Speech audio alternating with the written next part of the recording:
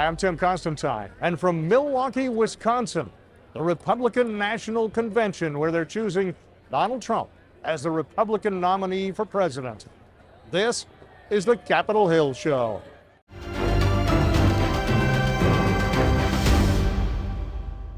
We're in Milwaukee, Wisconsin for the Republican National Convention.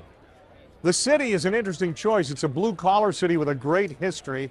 Beer makers, motorcycle makers, a lot of industry here. It's had its ups and downs. It's doing pretty well right now. But Donald Trump is reaching out, trying to make sure he can reach the blue-collar workers of America. This is a great place to do it. The party is gathered, and it's literally thousands and thousands of delegates, some from all 50 states in the United States. They're gathered together, and they are almost unanimous in their support for Donald J. Trump. We'll meet with senators, with governors, with members of the United States Congress. We'll talk to some Hollywood celebrities, and we'll also talk with at least one member of the Trump family. Stay close, because it's a busy week, and we've got a busy show. The United States elects its president every 4 years. Each political party selects its candidate in a long, drawn-out series of primaries and caucuses. The two main parties officially anoint their candidates at a summer convention, typically held a few weeks apart from each other. In 2024, the Republican convention opened on July 15th, with the Democrats scheduled about a month later. Much of the public and media assumed early in 2024 that the major party candidates had been finalized, but incumbent President Joe Biden is being pressured out of the race due to age-related decline. And former President Trump was nearly knocked out of the race by an assassin's bullet. Take a look at what happened.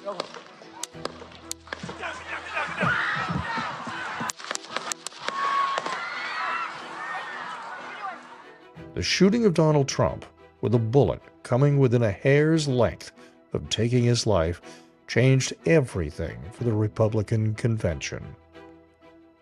The themes were Make America Wealthy Again, Make America Safe Again, Make America Strong Again, and of course, Make America Great Again. All of them were visited and promoted during the week. But the one thing that no one could help talking about was Donald Trump being shot. Laura Trump is co-chair of the Republican National Committee, the party's organizing and fundraising body. Tell me where you were when the president was shot, how you found that out, and how that whole story unfolded. Eric and I were actually watching at home at our house in New York. We were with our kids. And I was actually getting dinner ready for the kids, and we had the rally on, and I literally was there like peeling a carrot for one of my kids, and I looked up and he was on the ground, and I knew, I said, I don't know what this is, but I know I need to change the channel. So I did, and Eric and I went in another room, and I mean, it felt like an eternity, to be honest with you, that he was on the ground.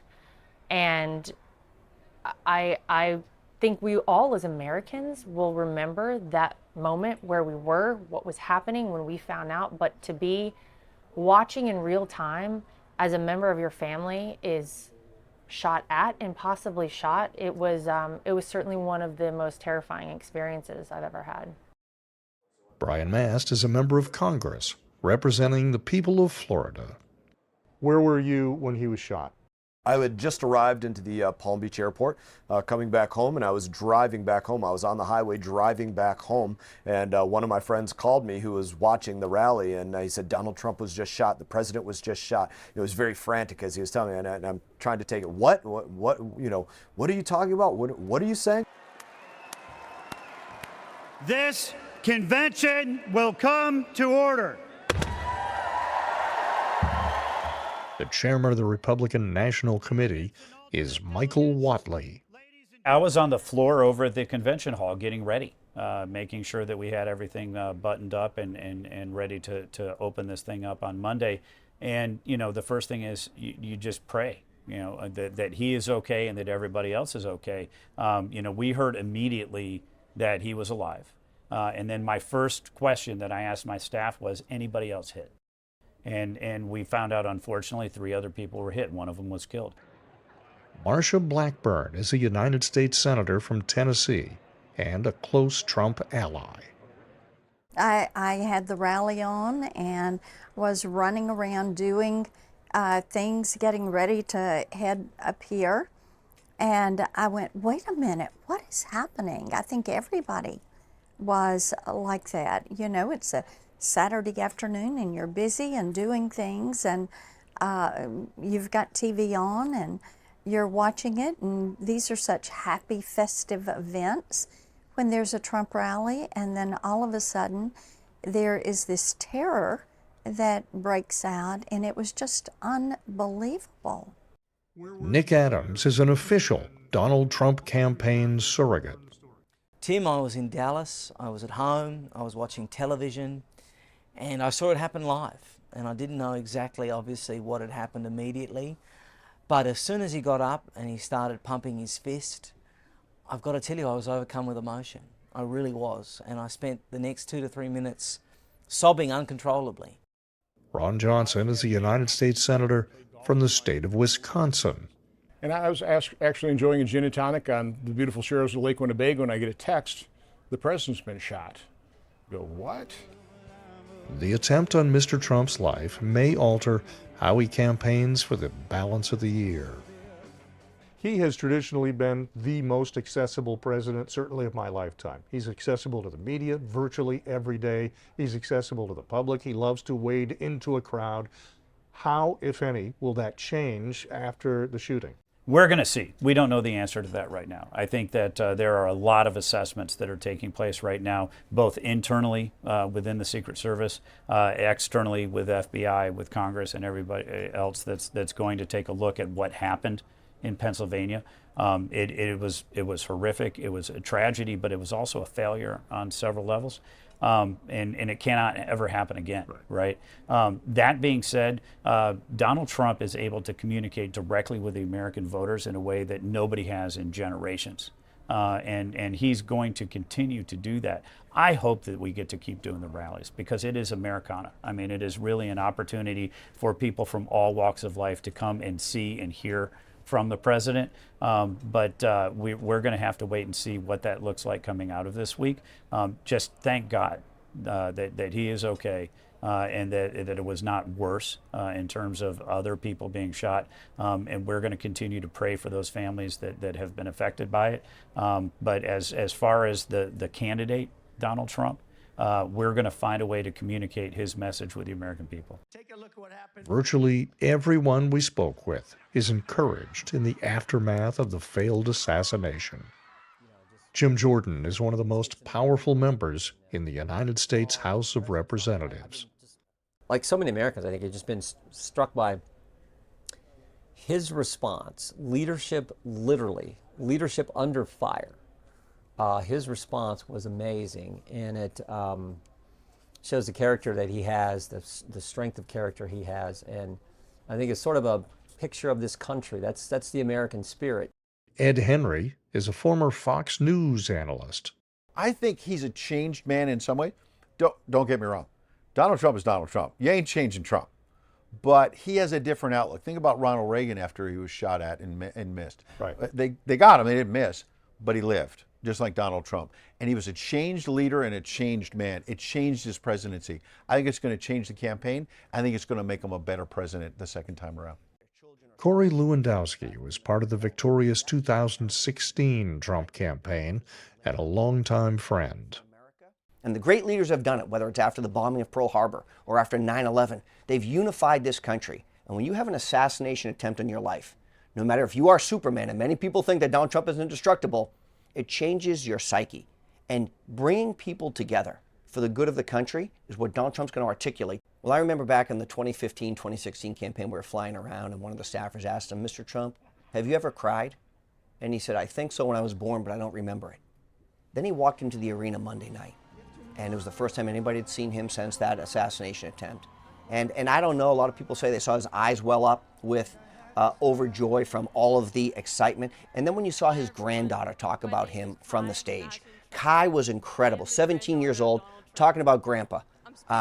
what that means to him. I think you saw an emotional Donald Trump, something that most people, nobody questions his toughness. No one questions his ability to be strong. This is a different side of Donald Trump that I don't think we would have seen had he not had that attempt on his life just a few short days ago. United States Senator Tommy Tuberville represents the people of Alabama.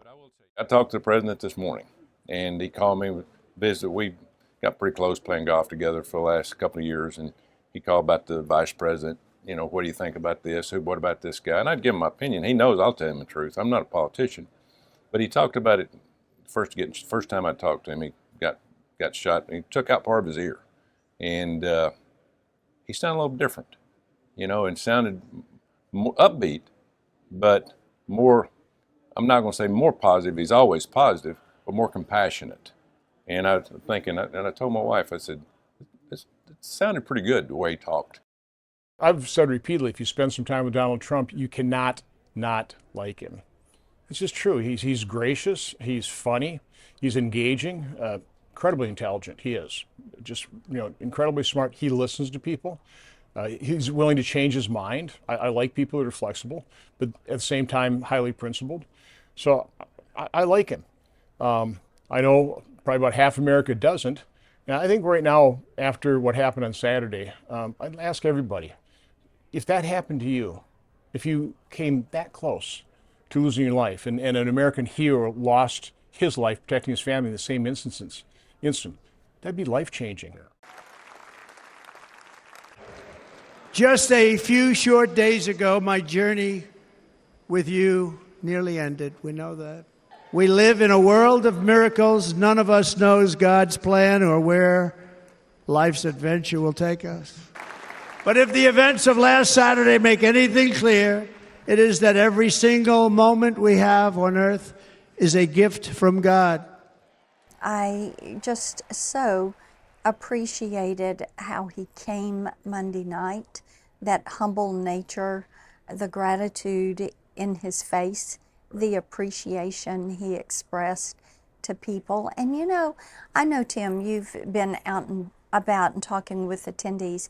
People realize God had a hand in saving him. And I think that is significant. And they talk about it very openly this week. As I say, those angel wings were just pushed him forward just in time.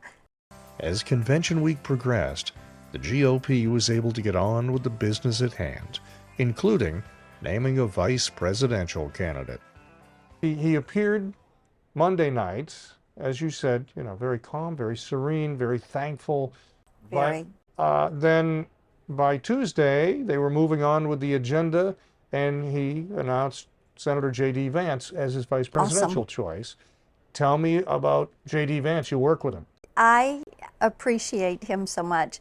I'm on the executive committee for the steering committee, which is the conservatives in the Senate. JD's a part of that steering committee, and I so appreciate his energy and his viewpoint. I do think he has such an intriguing story with his life story, his growing up, his military service, his college education, his wonderful wife, 3 children, being a never-Trumper and becoming a very much a pro-Trumper. But here's the thing, JD was one of those that didn't believe everything the media was telling him. He started watching what President Trump did and what he accomplished, and then became very much an advocate and a supporter of the president. I hate to lose him as a colleague. That should tell you something right there. You know, JD doesn't talk all the time in conference, but anytime he does, what he says is intelligent, and he's adding to the discussion, the debate. So he's a highly intelligent individual. I think a person of real integrity, has a wonderful working class background that he laid out in his book. You know, served the United States as one of the finest among us in the Marines. He's got a wonderful story. He's articulate, which is what you want in a running mate. I think he's a great pick. I think he'll play very well here in Wisconsin. First of all, love JD Vance. He's one of my favorite colleagues. I like all of my colleagues, even colleagues who I don't agree with very often. But With JD, I really like him, and I agree with him a lot. Like almost always, I agree with JD Vance. He's one of my very favorites. I think he's going to be a phenomenal vice president. I think he'll be a great asset to President Trump as they're campaigning together. Even more than that, Tim, I think JD is going to be an outstanding vice president, in part because we're at a time where there's a lot that's going to have to happen during the first 100 days of a Donald Trump presidency, which means we're going to have to get a lot of stuff through the United States Senate. And I think now more than ever, we need bold, conservative, America First leadership in the Senate. JD Vance will be the Republican leader of the Senate. Absolutely fantastic choice. I think JD is able to speak to America in a way that no other vice president candidate really ever has. You know, this is a guy who grew up in poverty in Appalachia, who served in the military, who graduated from Ohio State University and then went to law school and got himself into the Senate. But when he ran for the Senate, what he did was he communicated with everybody in Ohio about his success, but also he's never forgotten where he's come from. And when you think about, the Rust Belt, you think about states like Pennsylvania, Michigan, Wisconsin, Minnesota, and obviously his home state of Ohio, he can connect with those families, I think, better than anybody else. And it's a great addition to the kid. We're really excited. On the economy, the Republicans think they have a strong argument. President Biden likes to brag about Bidenomics. Yes. And yet that term does not resonate with the American public. They're paying more for eggs, they're paying more for gasoline, they're paying for just everyday items. What's the disconnect? Who's wrong in that? Is Joe Biden wrong or is the public wrong? Joe Biden does not drive around and see the gas station with the huge sign that says gas $4.99. Okay. Joe Biden doesn't go to grocery stores. So he's not reminded every day what inflation has done to people's livelihood. They know that.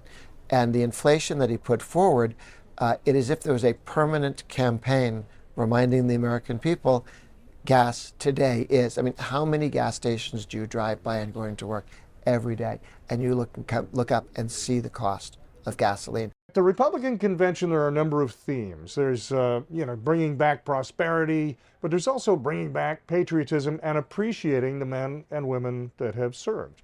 On Wednesday night, there were families there who had lost family members that made the ultimate sacrifice. How much difference does it make who the commander-in-chief is? Huge difference. I know those families well. Personally, I see them in Washington often, and I am the chairman of looking into everything that happened with the Abbey Gate bombing where their sons and daughters were killed. So I know them very well. But the difference in the commander-in-chief, let's point to that Abbey Gate incident specifically. Donald Trump has said, and I believe him to my core, he would not have put the Taliban in charge of essentially the U.S. military's rear security. That's literally what took place. The Taliban was in charge of security around the HKI airport. That was Joe Biden and his security teams, his military, his everybody. That was their decision. It was their decision to leave Americans behind, their decision to leave equipment behind. Everything a part of that was their decision. Donald Trump would have done it differently. Monday night, he was officially nominated for the third time. That's 3 times in a row the Republican Party has chosen Donald J. Trump as their nominee. What is it about this guy that is magical to the people in his party? Tim, he's an icon. He's an American icon. This is not just a regular garden variety politician who's having his time in the sun. This guy is unique. This guy is special. This guy is a once-in-a-century type leader. He's a Churchillian figure, I think, that has the chance to change history, to transform the future. And I think that's what people see in him. You have a look at the kind of adversity that he's had to battle the last 8 years. Nobody, no human could put up with that amount of stress. I mean, if I was facing one indictment, I wouldn't be able to sleep. And this man, with all the court cases, with half of the country against him, with the most powerful people in the country against him, somehow manages to always emerge victorious, and he's playing chess while everyone's playing checkers. President Trump is the nominee now officially of the Republican Party for the third consecutive time. Why? Well, because he's a uniter. He has managed to unite the Republican Party in a way that we've not seen in generations, really, in this party, because he is an America first. He is really, truly cares about every American family, and he's fighting, obviously, and I think that what we have seen with him clearing the primary as early as he did, the earliest that anybody ever has in a contested primary, really allowed this party to kind of come together because everybody understands the gravity of this election cycle. I mean, it really is an inflection point, not just for America, but for the world, where you think about this election cycle really comes down to strength versus weakness. What we've seen over the last 4 years is weakness personified, and we're seeing it on the southern border. We're seeing it in our economy. We're seeing it in our standing in the world. And Americans want change. They want America to be strong. And so they want to protect the southern border. They want a resilient economy, and they want to regain our standing around the world. Those are all important things for us as we're moving forward in this election cycle. And then obviously this week, it is a miracle that we're even here. The thing that was so amazing about Donald Trump's presidency was he ran on a list of all of the things that he was going to do.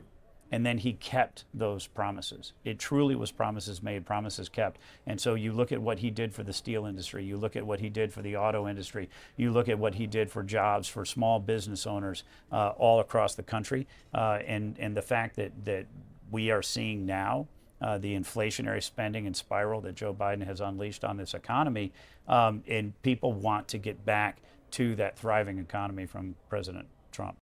The senator from Wisconsin clearly got the memo. Messaging is so important for either party. They both have their unique messages, and they're trying to get it across to the American public. And in part of your speech, and I want to just read it to make sure I got it right, but you said Democrats have made our lives less safe and more expensive. Explain that. Well, take a look at our open border. Look at the migrant crime that we're seeing, depressingly, a horrendous crime almost every week, and a lot of them aren't being reported. We're going to be dealing with the ramifications of the open border policy for years, if not decades to come. So I think it's just, the open border is a clear and present danger to this nation. In terms of more expensive, the massive deficit spending sparked 4-year high inflation. A dollar you held at the start of the Biden administration is now worth 83 cents. That's why people can't afford things. And you throw on top of that, they're insane. And I do think it's an insane war on fossil fuel, artificially driving up the cost of power there. All of these things have weakened America. When America is weak, our adversaries abroad take that moment to act. They invade Ukraine. Iran lets its proxies invade Israel. President Xi, the North Korean dictator, they all start taking advantage of American weakness, so the world becomes a more dangerous place. So again, we're less safe, and our lives are a lot more expensive.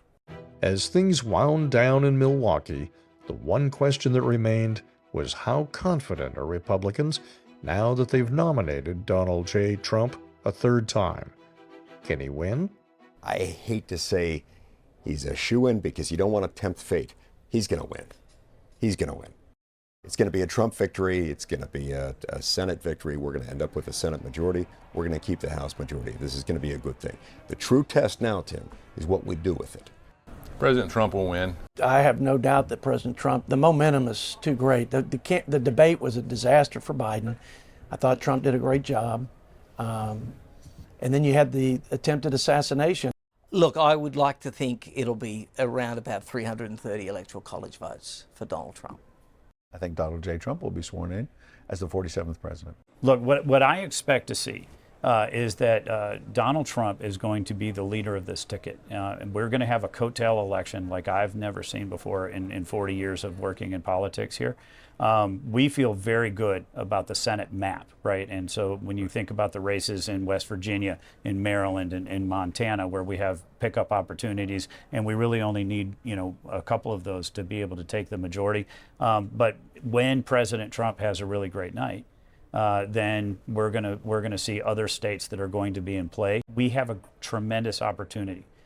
If we as a Republican Party get out the vote and protect the ballot, then we're going to be able to deliver big wins. If we mail it in, then we would probably have a different night. We know the Democrats have a ton of money. They always have a ton of money. They're going to be unified, as you just mentioned, as the way that they approach it. So from our perspective, we're going to celebrate over the course of these 4 days here in Milwaukee the fact that Donald Trump is with us, that he is our candidate. We're very excited to have JD Vance join the ticket. But then we're going to gavel this thing down. And we're going to go back home, and we're going to roll up our sleeves, and we're going to go to work, and we're making sure that we can win this election. The Republican Party has dropped the gavel and closed out their 2024 gathering with Donald J. Trump as their official nominee for President of the United States.